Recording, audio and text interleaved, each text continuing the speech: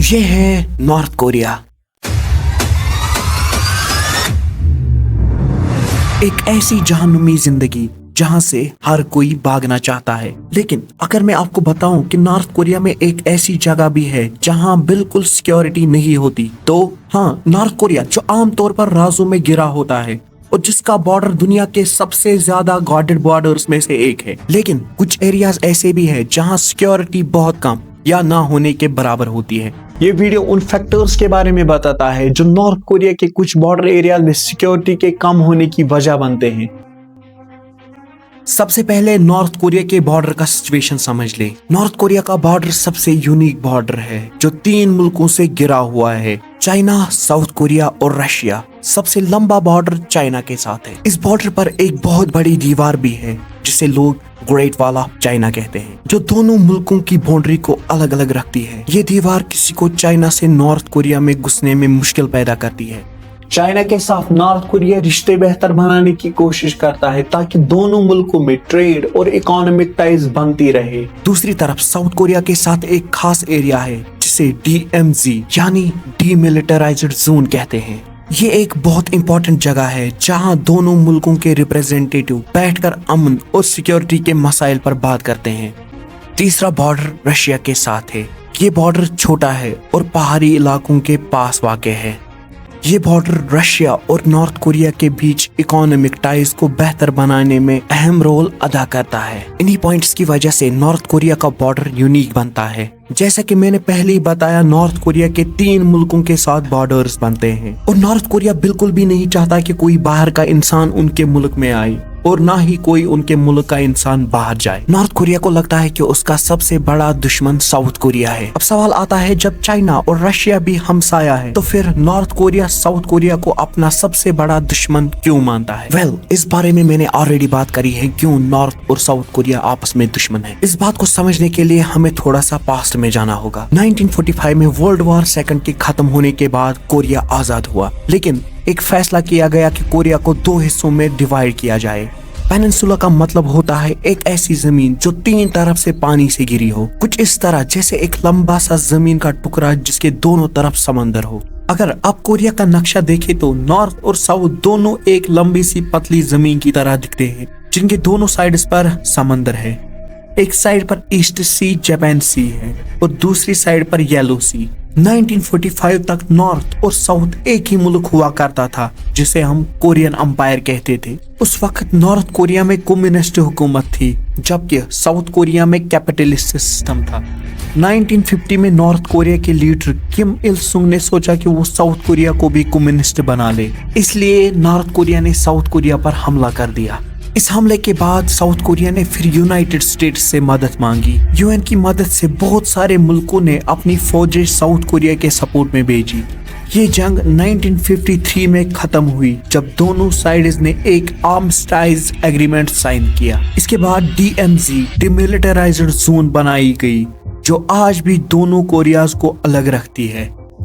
इस जंग के बाद दोनों कोरियाज अलग अलग तरीके से चलने लगे। ये जंग बहुत खूनी थी और इस जंग ने बहुत जानें ली है। अब आप समझ गए होंगे कि नॉर्थ कोरिया साउथ कोरिया को अपना सबसे बड़ा दुश्मन क्यों मानता है।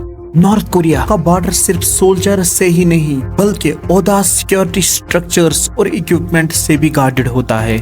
ये पूरा डिफेंस सिस्टम बॉर्डर के अंदर और बाहर दोनों तरफ काफी सख्ती से काम करता है। अलग अलग जगहों पर दीवारें, बैरियर्स और फेंसेस भी लगाए गए हैं ताकि बॉर्डर डिस्प्यूट्स से बचा जा सके और अनऑथराइज्ड एंट्री को रोका जा सके। ये सब नॉर्थ कोरियन गवर्नमेंट की इस बात को दिखाता है कि वो बॉर्डर सिक्योरिटी को कितनी संजीदगी से लेता है। नॉर्थ कोरिया ने अपनी आवाम और सामान की मूवमेंट को कंट्रोल करने के लिए बहुत सी सिक्योरिटी मेजर्स लगाए हुए हैं। इसका मकसद किसी भी नेगेटिव इंसिडेंट या इमरजेंसी को रोकना होता है। इन बॉर्डर्स को सिर्फ 2 मुल्कों की मुस्तकबिल मसले नहीं समझे जाते बल्कि ये एक ग्लोबल पॉलिटिकल चैलेंज भी है जिसमें इंटरनेशनल कम्युनिटी भी शामिल होती है। नॉर्थ कोरिया के सिक्योरिटी कंसर्न्स की कहानी बहुत लंबी और मुश्किल है। एक वक्त था जब नॉर्थ और साउथ कोरिया एक ही मुल्क थे, लेकिन जंग के बाद दोनों मुख्तलिफ सिस्टम्स में अलग हो गए। नॉर्थ कोरिया की हुकूमत बहुत सख्त है और हर चीज को कंट्रोल करती है, इसलिए नॉर्थ कोरिया का ज्यादातर पैसा मिलिट्री पर खर्च होता है। नॉर्थ कोरिया की आइडियोलॉजी का कोर जूशे है, जो सेल्फ रिलायंस यानी खुद पर भरोसा करने का कॉन्सेप्ट है।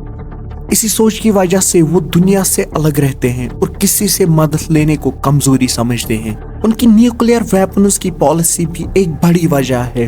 उन्हें लगता है कि न्यूक्लियर वेपन्स उनकी हिफाजत के लिए जरूरी है। जो एक सही स्ट्रेटजी है, खास तौर पर यूएस और उसके एलाइज से। चाइना बहुत अरसे से नॉर्थ कोरिया का एलाय रहा है। चाइना नॉर्थ कोरिया को पॉलिटिकल और इकोनॉमिक सपोर्ट देता है और इंटरनेशनल प्रेशर से बचाने में मदद करता है। लेकिन फिर भी नॉर्थ कोरिया में कुछ ऐसी जगहें हैं जहां पर बिल्कुल सिक्योरिटी नहीं होती और लोग वहां से आसानी से भाग सकते हैं। लेकिन आप सोच रहे होंगे क्यों कोई भागना चाहेगा? दरअसल नॉर्थ कोरिया में ह्यूमन राइट्स की सिचुएशन बहुत सीरियस है। यहाँ के लोगों को वो बेसिक राइट्स नहीं मिलते जो हर इंसान का हक होते हैं। जिस तरह हम यहाँ इंस्टाग्राम पर वीडियोस बनाते हैं, वहाँ के लोग इंटरनेट तक से वाकिफ नहीं। खैर, इंस्टाग्राम तो दूर की बात है। नॉर्थ कोरिया का एक और बड़ा मसला ये है कि सरकार आम लोगों पर बहुत सख्त रिस्ट्रिक्शंस लगाती है। बाहर की दुनिया के बारे में अवेयरनेस बहुत कम है और इंटरनेशनल कम्युनिकेशन भी रेस्ट्रिक्टेड है। ये चीजें लोगों की सोच को लिमिट कर देती है। नॉर्थ कोरिया में लोग हमेशा अपनी सेफ्टी और फ्रीडम के लिए खौफ में रहते हैं। सरकार का जुल्म, कंट्रोल और पाबंदियां लोगों को अपनी सोच और जज्बात आजादी से एक्सप्रेस करने नहीं देती। लोगों को अपनी राय देने का हक भी नहीं होता। इसी वजह से बहुत से लोग नॉर्थ कोरिया से भागकर अपनी जिंदगी बेहतर बनाने की कोशिश करते हैं। इंटरनेशनल लेवल पर भी नॉर्थ कोरिया के रूल रेगुलेशंस की वजह से इस मुल्क को आसानी से फॉरेन एड या सपोर्ट नहीं मिल पाता और मदद भेजना भी मुश्किल हो जाता है। आने वाले वक्त में क्या तब्दीली होगी ये अभी क्लियर नहीं, लेकिन अगर इंटरनेशनल प्रेशर और सपोर्ट बढ़ जाए तो नॉर्थ कोरियन लोगों के लिए बेहतर फ्यूचर का रास्ता बन सकता है। अब मान लो कोई नॉर्थ कोरिया से भागना चाहे तो वो कहाँ जाएगा? आपने नोटिस किया होगा कि जो लोग डिफेक्ट करते हैं वो सीधा रशिया नहीं जाते, पहले वो चाइना जाते हैं और फिर वहां से दूसरे मुल्कों की तरफ निकल जाते हैं। लेकिन वो रशिया क्यों नहीं जाते? इसका एक बड़ा रीजन है कि नॉर्थ कोरियंस चाइना को ज्यादा सेफ और एक्सेसिबल समझते हैं रशिया के मुकाबले। और कुछ वजह है, जैसे चाइना नॉर्थ कोरिया के बहुत करीब है और दोनों के दरमियान लंबी बॉर्डर है, जिसकी वजह से भागना ज्यादा आसान होता है। रशिया के बॉर्डर्स छोटे हैं और ज्यादातर हिस्सा एक ऐसा दरिया के साथ लगता है जिसे क्रॉस करना मुश्किल होता है। एक और बड़ी वजह यह है कि चाइना हिस्टोरिकली नॉर्थ कोरियन लोगों को एंटर करने पर थोड़ा रिलैक्स्ड रहा है। वही रशिया ने अपनी सिक्योरिटी को काफी टाइटन कर दिया है, जिससे नॉर्थ कोरियंस के लिए वहां जाना मुश्किल होता जा रहा है। बहुत से नॉर्थ कोरियंस थोड़ी बहुत चाइनीज जबान जानते हैं और चाइना में कोरियन कम्युनिस्ट से सपोर्ट भी मिल सकता है। रशिया में जबान और कल्चर दोनों ही बहुत अलग है, जो उनके लिए एक और चैलेंज बन जाता है। चाइना ने पहले भी नॉर्थ कोरिया के साथ स्ट्रॉन्ग टाइज रखे हैं, जिससे नॉर्थ कोरियंस को लगता है कि उन्हें वहां थोड़ी मदद भी मिल सकती है। दोनों मुल्कों का एक एग्रीमेंट है कि डिफेक्टर्स को वापस भेजेंगे, लेकिन चाइना कभी कभी इतनी सख्ती से फॉलो नहीं करता, जिससे कुछ नॉर्थ कोरियंस को रहने का मौका मिल जाता है। रशिया रिसेंट ईयर्स में डिफेक्टर्स को वापस भेजने पर ज्यादा फोकस कर रहा है। पॉलिटिक्स के पॉइंट ऑफ व्यू से भी चाइना के नॉर्थ कोरिया के साथ कॉम्प्लेक्स रिश्ता है और कभी कभी वो सरकारी तौर पर सपोर्ट भी देता है। इसलिए चाइनीज अथॉरिटीज कभी कभी आग बंद कर देती है जब नॉर्थ कोरियंस भाग कर आते हैं। रशिया का कनेक्शन इतना गहरा नहीं है। इकोनॉमिकली चाइना में ज्यादा जॉब्स और मौके होते हैं, जो नॉर्थ कोरियंस के लिए एक बड़ा अट्रैक्शन होता है। रशिया के पास जमीन बहुत है, लेकिन जॉब अपॉर्चुनिटीज चाइना जैसी नहीं। ऐसी नॉर्थ कोरियन स्टोरीज पर दुनिया की नजर भी ज्यादा चाइना में होती है, जिससे उन्हें थोड़ी प्रोटेक्शन और हेल्प मिल जाती है। लेकिन ये याद रखना बहुत जरूरी है कि नॉर्थ कोरिया से भागना बहुत डेंजरस होता है और इसमें बहुत सारे रिस्क और अनसर्टेनिटीज होती है। एक और ऑप्शन साउथ कोरिया होता है। नॉर्थ कोरियन साउथ कोरिया इसलिए भागते हैं क्योंकि नॉर्थ कोरिया की मुश्किल जिंदगी और लैक ऑफ फ्रीडम से तंग होते हैं। नॉर्थ कोरिया एक डेमोक्रेटिक मुल्क है जहां ज्यादा अपॉर्चुनिटीज और बेहतर स्टैंडर्ड ऑफ लिविंग होता है। बहुत से नॉर्थ कोरियंस की फैमिली भी साउथ कोरिया में रहती है, इसलिए अक्सर नॉर्थ कोरियन साउथ कोरिया को चूज करते हैं क्योंकि वहां उन्हें एक बेहतर जिंदगी मिल सकती है। साउथ कोरिया भी उन्हें अपना ही समझकर एक्सेप्ट करता है, जैसे खून का रिश्ता हो। ये भी एक बड़ी वजह है कि लोग वहां जाने की कोशिश करते हैं। लेकिन सब कुछ सुनकर ये मत सोचना कि ये सब इतना आसान होता है।